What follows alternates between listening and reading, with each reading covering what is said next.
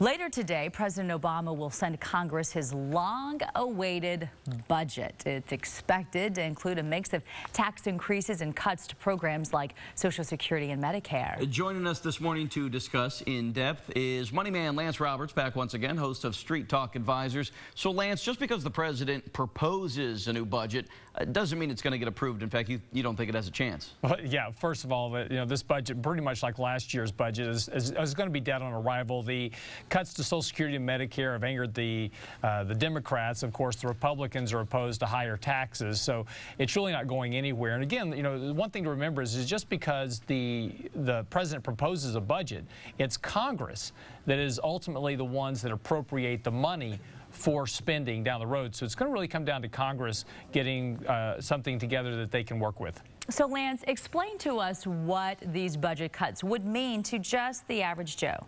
Well, the problem is that our economy is built upon right now a lot of federal stimulus, and our economy is basically limping along at this moment about 1.5% growth over the last 4 years. So, if we begin to cut government spending, which is a key component of the overall economy, and raise taxes, which reduces the ability of consumers to spend, you're looking at slower economic growth. So for the average Joe, as you say, it's going to mean higher unemployment. And you mentioned tax increases. Whenever anybody hears that, you say, yeah, it really kind of stifles the economy, because just when people start spending again, they're not having as much money in their paycheck. And the president, once again, has been fighting this battle, trying to raise taxes on the wealthiest Americans. It hasn't gone anywhere because Republicans won't have it. That's right. And, one of the proposals in his budget is the Buffett tax, which is a 30% tax rate on the top 2% of people in the country, along with no charitable giving. And that has two major impacts. One, charities depend upon charitable giving from the wealthy, since they're the ones that have the money to be charitable with.